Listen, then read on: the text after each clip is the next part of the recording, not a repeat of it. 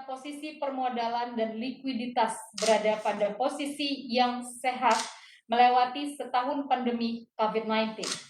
BCA mencatatkan laba bersih sebesar 7 triliun rupiah, tumbuh 7% secara tahunan ataupun year on year.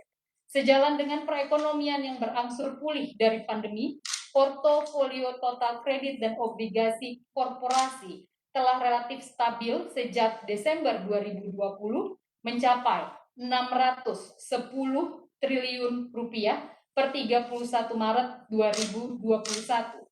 Hal ini didukung oleh penempatan pada obligasi korporasi yang meningkat sebesar 6,9% dibandingkan posisi Desember 2020. Sementara itu, BCA membukukan pertumbuhan kredit yang positif pada segmen korporasi, ditopang permintaan pada industri telekomunikasi, minyak nabati dan hewani, serta perkebunan. Menurut Bapak Yahya Setiatmaja, Presiden Direktur PT Bank Sentral Asia Tbk, kinerja solid BCA dan entitas anak tidak lepas dari dukungan para nasabah, regulator, dan seluruh pihak terkait yang senantiasa bergandengan tangan dengan kami dalam melewati masa-masa sulit ini. Bersamaan dengan stimulus pemerintah untuk memacu permintaan kredit konsumer, BCA Online Expo Firstly diselenggarakan pada Maret 2021 untuk memberikan penawaran khusus KPR dan KKB bagi segmen retail. Selama 1 bulan pelaksanaan Expo Firstly ini hasilnya sangat menggembirakan, di mana mencatatkan 1,2 juta pengunjung serta pengajuan aplikasi KPR dan KKB masing-masing 15 triliun rupiah dan 5 triliun rupiah. Hal ini menjadi sinyal bahwa daya beli masyarakat masih ada di pasar. Kemudian, untuk mendukung pemulihan ekonomi di segmen UMKM, kami juga sedang menggelar pameran online BCA UMKM Fest yang diikuti sekitar 1.700 merchant yang memasarkan lebih dari 18.000 produk ke pasar domestik maupun ekspor. Selaras dengan komitmen BCA untuk meningkatkan pembiayaan, fasilitas kredit untuk bisnis naik hingga 6% year on year. Meski demikian, aktivitas bisnis yang belum pulih sepenuhnya menyebabkan fasilitas tersebut tidak dapat dimanfaatkan secara maksimal, sehingga total kredit BCA terkoreksi menjadi 586,8 triliun rupiah di akhir Maret 2021. Kredit korporasi mencapai 262,6 triliun rupiah di Maret 2021, naik 0,9% year on year. Sementara itu kredit komersial dan UKM turun 6,4% year on year menjadi 178,9 triliun rupiah. Total kredit konsumer terkontraksi 10% year on year menjadi 139,5 triliun rupiah. Pada portofolio kredit konsumer, KPR turun 3,4% year on year menjadi 89,4 triliun rupiah, serta KKB berkurang 23,7% year on year menjadi 36 triliun rupiah. Saldo outstanding kartu kredit turun 10,2% year on year ke posisi 11,1 triliun rupiah. Pengajuan aplikasi kredit konsumer baru dari BCA Online Expo Firstly diharapkan akan berkontribusi bagi penyaluran kredit baru pada nanti triwulan kedua tahun ini. Dari total portofolio kredit, sekitar 21,4% atau 126 triliun rupiah merupakan portofolio kredit keuangan berkelanjutan. Dari sisi dana pihak ketiga, BCA berhasil membukukan kinerja yang kuat pada triwulan 1 2021.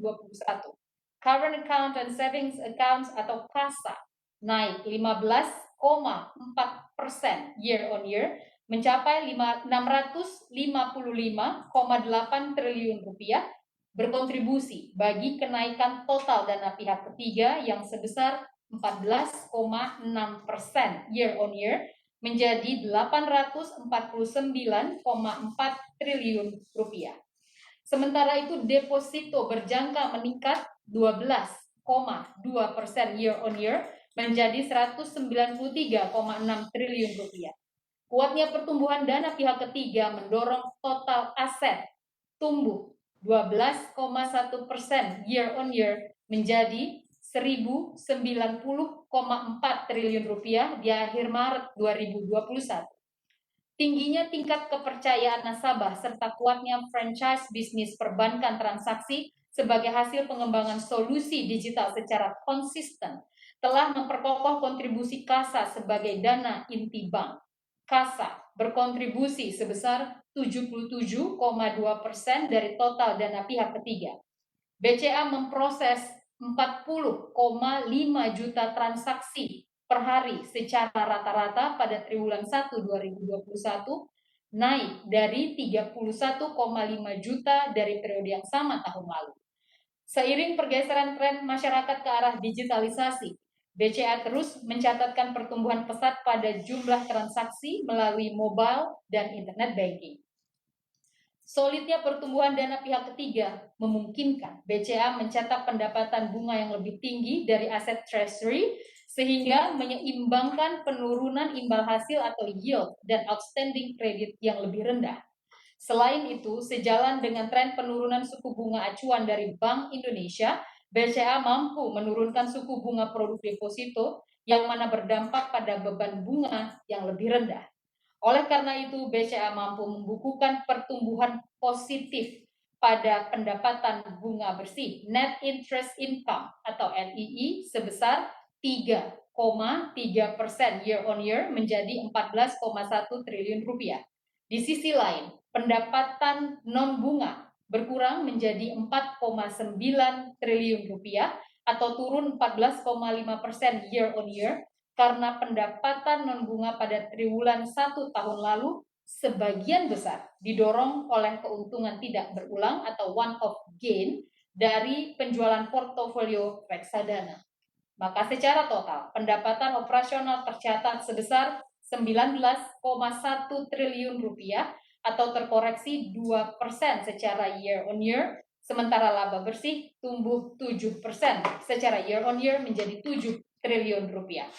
Permodalan BCA tetap berada di posisi yang solid dengan rasio kecukupan modal atau capital adequacy ratio CAR tercatat sebesar 24,5%. Ini lebih tinggi dari ketetapan regulator serta likuiditas tetap memadai dengan loan to deposit ratio atau LDR sebesar 65,2%. Rasio kredit bermasalah atau non-performing loan (NPL) terjaga pada tingkat yang bisa ditoleransi sebesar 1,8% dibandingkan triwulan 1 tahun lalu, yakni sebesar 1,6%.